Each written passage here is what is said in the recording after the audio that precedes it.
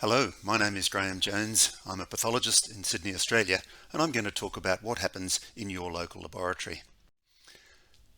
When your doctor orders some pathology on you after you've had a consultation, they will collect the sample. That sample will be transported to the laboratory, and there the lab will perform some testing. The lab will report the result, and the doctor will then use that result to help with your care. What I'm talking today about is what happens inside the lab.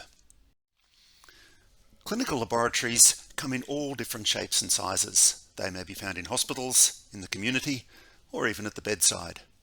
They may perform from tens of samples a day to tens of thousands of samples a day, and labs may produce just a few types of tests or may do hundreds of different types of tests on site.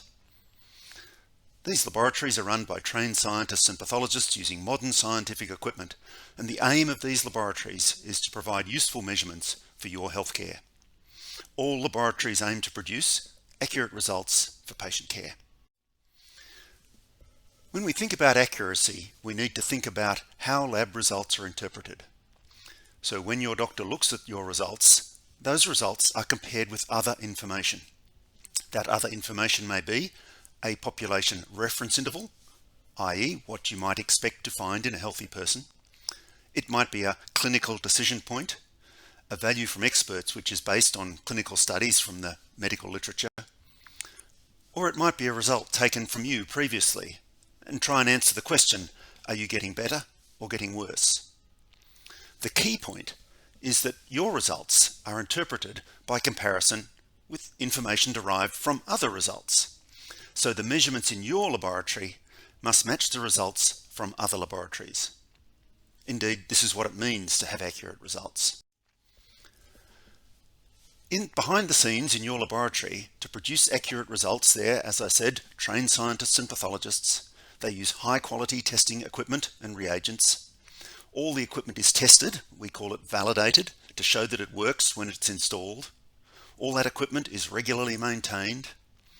They run quality control, which is running samples with known values to show that it's working correctly. And this might be done daily or more often than that. They will participate in external quality assurance, running the same sample as other laboratories to show they're getting the same results. And laboratories are often accredited to ensure the quality of results. So what does it mean when we talk about accurate results? Results must be precise, also known as reproducible. The laboratory must be able to get the same result when testing the same sample at different times. The results must also be what we call traceable, and also sometimes described as being unbiased.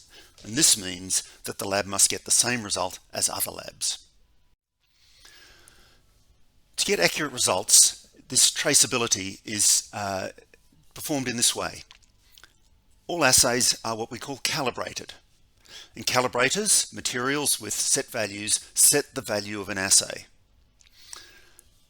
Laboratories often purchase these calibrators from manufacturers of equipment and reagents, and they can also purchase pure materials to use as calibrators from various suppliers.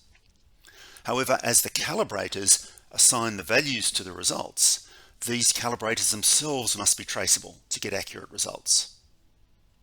A key component of this is that your local laboratory usually buys their equipment or their pure materials from global suppliers. In other words, that's the same materials we're using around the world, and if that's true, then we can compare our results around the world. So accurate results in your laboratory. Your local laboratory provides accurate results by performing good measurements, using high quality equipment and reagents, run by well-trained science, and particularly using traceable calibrators. Thank you.